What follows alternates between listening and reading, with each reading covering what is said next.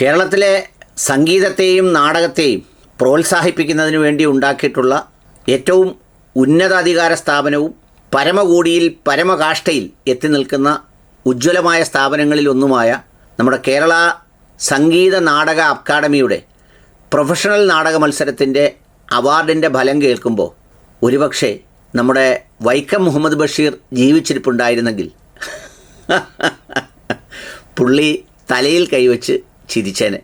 എന്നിട്ട് അദ്ദേഹം ഒന്നോ രണ്ടോ വാചകങ്ങളിൽ ഇതിന് മറുപടിയും പറഞ്ഞേനെ.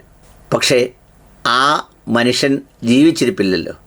അതുകൊണ്ട് തന്നെ കരിവള്ളൂർ മുരളി എന്ന് പറയുന്ന ബഹുമാന്യനായ ഉജ്ജ്വലനായ നാടക സംഗീത ആ സ്ഥാപനത്തിൻ്റെ സാക്ഷാൽ സെക്രട്ടറി അല്ല, സർവാധികാരിയും പരമാധികാരിയുമായ അദ്ദേഹം ഈ ചെയ്ത പ്രവൃത്തികളെ സംബന്ധിച്ചുള്ള അല്ലെങ്കിൽ ഈ പരിഗണനയെ സംബന്ധിച്ചുള്ള വിഷയങ്ങൾ സംസാരിക്കുമ്പോൾ രണ്ട് കാലഘട്ടമാണെങ്കിലും രണ്ട് സന്ദർഭങ്ങൾ ഞാൻ ഓർത്തു പോവുകയാണ്. ഒരിക്കൽ വൈക്കം മുഹമ്മദ് ബഷീറിൻ്റെ മകൻ അനീസ് ബഷീർ എന്നോടൊരിക്കൽ പറഞ്ഞൊരു കഥ ഓർമ്മയുണ്ട്. കഥയല്ല, സംഭവം. അത് വേറൊന്നുമല്ല, ഈ വൈക്കം മുഹമ്മദ് ബഷീറിനെ അന്ന് ലാൻഡ് ഫോണുള്ള കാലമാണ്. നമ്മുടെ ONV കുറുപ്പ് സാറ് തിരുവനന്തപുരത്ത് മത്സരിക്കാൻ തീരുമാനിച്ചപ്പോൾ വൈക്കം മുഹമ്മദ് ബഷീറിൻ്റെ അനുഗ്രഹം തേടി അല്ലെങ്കിൽ അദ്ദേഹത്തിനോട് പറയാനായി വിളിച്ചു. ഈ വൈക്കം മുഹമ്മദ് ബഷീർ ഫോൺ എടുക്കുമ്പോൾ തൊട്ടടുത്ത് തന്നെ മകനായ അനീസ് ബഷീർ ഉണ്ടായിരുന്നത്രേ.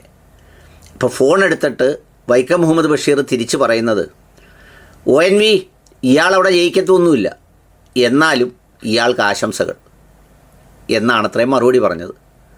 സംഗതി ആശംസ അർപ്പിക്കാൻ വിളിക്കുന്നവരോട് അങ്ങനെ പറയാമോ എന്ന് ചോദിച്ചാൽ അതാണല്ലോ വൈക്കം മുഹമ്മദ് ബഷീർ.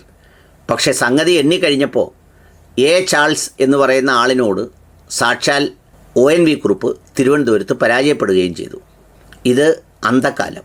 ഇപ്പോൾ കഴിഞ്ഞ ദിവസം CR മഹേഷ് MLA പറയുന്നുണ്ടായിരുന്നു, അത് വേറൊന്നുമല്ല, ഈ സംഗീത നാടക അക്കാദമിയിൽ അദ്ദേഹത്തിൻ്റെ നാടകമായ മുച്ചീട്ട് കളിക്കാരൻ്റെ മകൾ അഭിനയിക്കാൻ അല്ലെങ്കിൽ അവിടെ അവതരിപ്പിക്കാൻ തുടങ്ങും മുമ്പ് അദ്ദേഹവും ഈ രാജേഷും ഹേമന്തും സംവിധായകനും അതുപോലെ തന്നെ അത് എഴുതിയ ആളുമൊക്കെ ആയിട്ടുള്ളവരൊക്കെ ഈ അനീസ് ബഷീറിനെ വിളിച്ചു. സ്വാഭാവികമായി അദ്ദേഹത്തിൻ്റെ പിതാവിൻ്റെ നാടകം നടത്തുമ്പോൾ അവതരിപ്പിക്കുമ്പോൾ അദ്ദേഹത്തെ വിളിക്കേണ്ടത് ആവശ്യമാണല്ലോ. പക്ഷേ വളരെ പൊടുന്നനെ അത് കേട്ടിട്ട് അനീസ് ബഷീർ പറഞ്ഞ മറുപടി, അഭിനന്ദനങ്ങൾ നടക്കട്ടെ, പക്ഷേ നമുക്കൊന്നും കിട്ടൂല, നമുക്കൊന്നും തരികയുമില്ല. ഇതായിരുന്നു അദ്ദേഹത്തിൻ്റെ മറുപടി. അത് ചിലപ്പോൾ ഈ മതവിശ്വാസികളായ ആളുകൾക്ക് വേണമെങ്കിൽ അറം പറ്റിയ വാക്കുകൾ അല്ലെങ്കിൽ ശൗനം മുടക്കി എന്നൊക്കെ വേണമെങ്കിൽ പറയാം. പക്ഷേ അതെനിക്ക് തോന്നിയത്, എഴുത്തുകാരനായിരുന്നെങ്കിലും കേരളത്തിൻ്റെ സാമൂഹിക രാഷ്ട്രീയ സ്പന്ദനങ്ങൾ തിരിച്ചറിഞ്ഞ വൈക്കം മുഹമ്മദ് ബഷീറും ഒരുപക്ഷെ ആ മൂശയിൽ വാർത്തെടുത്ത അദ്ദേഹത്തിൻ്റെ മകനും പറഞ്ഞത് രണ്ടും ഇക്കാലത്തെയും ആളുകളെയും സന്ദർഭങ്ങളെയും നോക്കി തന്നെ ആവണം. ഏതായാലും അവാർഡ് പുറത്തു വന്നപ്പോൾ മഹത്തായ എഴുത്തുകാരായി രാജേഷിനും ഹേമന്തിനും ഒക്കെ അവാർഡ് കൊടുത്തെങ്കിലും സാക്ഷാൽ വൈക്കം മുഹമ്മദ് ബഷീറിൻ്റെ മുച്ചീട്ട് കളിക്കാരന് അത് കൊടുക്കാൻ തയ്യാറായില്ലെന്ന് മാത്രമല്ല, ഒരു കാരണവശാലും അത് നൽകില്ലെന്ന് മുരളി സാറിന് വാശിയുള്ളതുപോലെ നമ്മൾ സാധാരണ ചിലതെടുത്ത് വെക്കുമ്പോൾ അതെടുത്തങ്ങ് മാറ്റി വെക്കുന്നത് പോലെ അതങ്ങെടുത്ത് മാറ്റി വെച്ചിട്ടാണ് ബാക്കിയെല്ലാം പരിശോധിച്ചത് എന്നാണ് MLAയുടെ വാർത്താ സമ്മേളനവും പത്രക്കുറിപ്പും ഒക്കെ കാണുമ്പോൾ നമ്മൾ മനസ്സിലാക്കുന്നത്.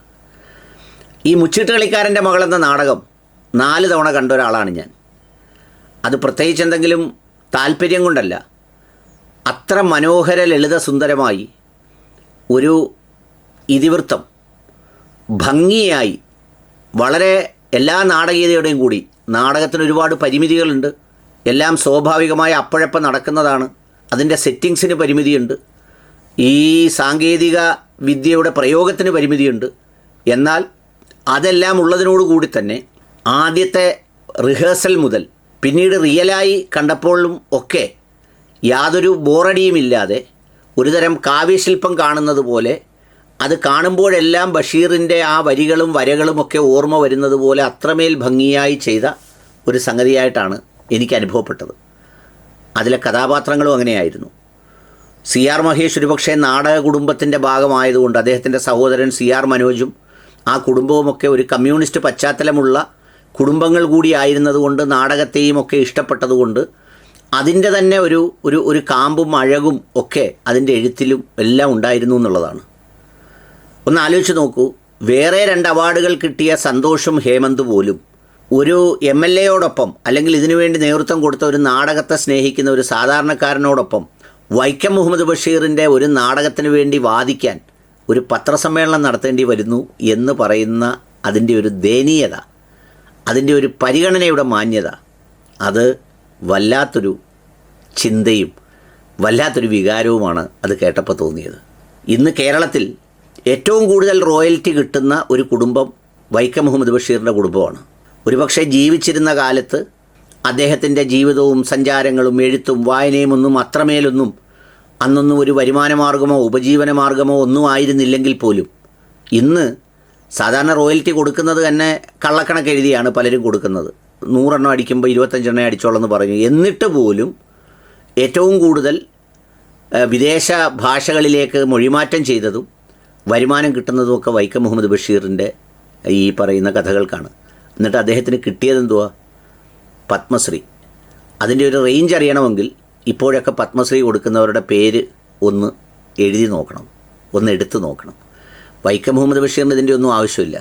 കേരള സമൂഹം ജാതിമത വ്യത്യാസങ്ങൾക്കപ്പുറത്ത് ചേർത്ത് വെച്ച പേരാണ്. ഇപ്പോൾ ഈ വളരെ അടുത്താണ് അദ്ദേഹത്തിൻ്റെ പാത്തുമ്മയുടെ ആടൊക്കെ സ്കൂളിലൊക്കെ അവതരിപ്പിക്കുമ്പോൾ ചിലരൊക്കെ ചില കശപിശ ഉണ്ടാക്കുന്നതും. പിന്നെ നമ്മുടെ എന്താ പറയുന്നത്, വേറൊരാൾ വന്നിട്ടുണ്ടല്ലോ, ഒരു അവതാരകൻ, സുകുമാർ അഴീക്കോടിൻ്റെ ആത്മാവുമായി ജനിച്ചു വന്ന ഈ യൂട്യൂബിലൊക്കെ ഇരുന്ന് സംസാരിക്കുന്ന ഒരാളുണ്ടല്ലോ, ഒരു ഭിക്ഷാന്തേഹിയായ അദ്ദേഹമൊക്കെയാണ് ഈ വൈക്കം മുഹമ്മദ് ബഷീറിൻ്റെയൊക്കെ സംഗതികളൊക്കെ കേട്ട് പലപ്പോഴും വികാരധീനനായി കാണാറുള്ളത്. അല്ലാതെ പൊതുസമൂഹം മുഴുവൻ നെഞ്ചോട് ചേർത്ത ഒരാളാണ്.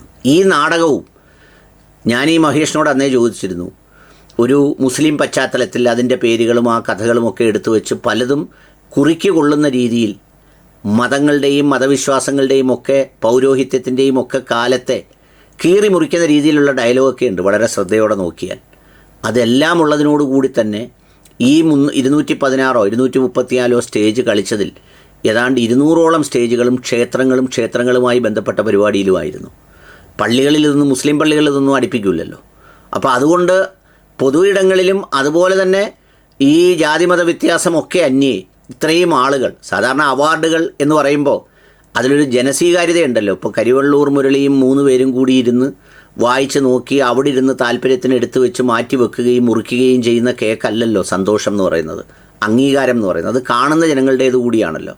എന്തിന് ഇടതുപക്ഷ മനസ്സുള്ള സംഘടനകളും വേദികളും പോലും ഈ പറയുന്ന നാടകത്തിന് അവാർഡും അതുപോലെ തന്നെ വേദിയും നൽകുകയുണ്ടായി. അപ്പോൾ ഇതൊന്നും അല്ല നമ്മൾ ഈ വിചാരിക്കുന്ന പോലെ കേവലം കക്ഷി രാഷ്ട്രീയം മാത്രമൊന്നുമല്ല. ഇതിലെല്ലാം ഈ ഡീപ്പ് സ്റ്റേറ്റ് എന്ന് പറയുന്ന ഒരു സാധനമുണ്ട്. നിഴൽ സർക്കാർ എന്ന് പറയുന്നത് പോലെ ഒരു നിഴൽ ഗൂഢസംഘങ്ങളുണ്ട് ഓരോ സ്ഥലത്തും. അവരാണ് ഇതിൽ തീരുമാനിക്കുന്നത്. എന്നോട് പണ്ട് വത്സല ചേച്ചി, ഞാൻ പിന്നെ ഒരിക്കൽ വത്സല ചേച്ചിയെ കാണാൻ കോഴിക്കോട് എന്ന് സംസാരിച്ചപ്പോൾ വത്സല ചേച്ചി പറഞ്ഞിരുന്നു, ഈ അവാർഡിന് പരിഗണിക്കുന്ന ഒരു മാനദണ്ഡമൊക്കെ കേട്ടാൽ നമുക്ക് ചിരി വരും. ഈ എന്താ പറയുന്നത്, ജനങ്ങൾ നിർബന്ധമായും കണ്ടുകൂടാ അല്ലെങ്കിൽ അവർക്ക് ഇഷ്ടപ്പെടരുത് എന്ന് വാശിയുള്ളവർക്ക് മാത്രം ചിലപ്പോൾ കൊടുക്കുന്നൊരു സാധനമാണോ എന്ന് തോന്നും. അതുകൊണ്ട് കാര്യമൊന്നുമില്ല. ഇപ്പോൾ ഈ 216 വേദികളിലൂടെ പിന്നെ ഒരു 5 ലക്ഷമോ 10 ലക്ഷമോ 15 ലക്ഷമോ ആളുകൾ കണ്ട് കയ്യൊപ്പ് ചാർത്തുന്ന മുദ്രയേക്കാൾ വലുതല്ല ഇത്. പക്ഷേ ഇവരുടെയൊക്കെ താല്പര്യങ്ങൾ, ഇവർക്കൊക്കെ ഒരു അവാർഡ് കേരളം കൊടുക്കണം എന്ന് പറഞ്ഞാൽ ഇരുട്ടിൻ്റെ അവാർഡെന്നോ നിഴലിൻ്റെ അവാർഡെന്നൊക്കെ പറയുന്ന പോലെ ഒരു അവാർഡ് ഈ കരിവള്ളൂർ മുരളി സാറിനെ പോലുള്ളവർക്കൊക്കെ കൊടുക്കണം എന്ന് ഒരു നാടകാസ്വാദകൻ എന്നുള്ള നിലയിലും ഇത് കണ്ടപ്പോൾ തോന്നിപ്പോയതുകൊണ്ട് പറഞ്ഞതാണ്. ഏതായാലും ഇതിൽ പരിഭവിക്കാനൊന്നുമില്ല. നമ്മൾ സാറിന് പറയുമല്ലോ, കിട്ടുന്നതിനേക്കാൾ അംഗീകാരം കിട്ടാത്തതിനാണ് എന്ന് പറയുന്നത് പോലെ ഇതിന് വീണ്ടും ഈ അംഗീകാരം, സാധാരണ നമ്മൾ ഈ അവാർഡ് കിട്ടിയെന്ന് പറഞ്ഞാൽ ഒരു തമാശയ്ക്ക് സാധാരണ ഒരു കമ്മ്യൂണിറ്റി പറയുന്ന ഒരു സംഗതിയാണ്, ഓ അതൊരു അവാർഡ് പടവാ എന്ന് പറയൂലേ.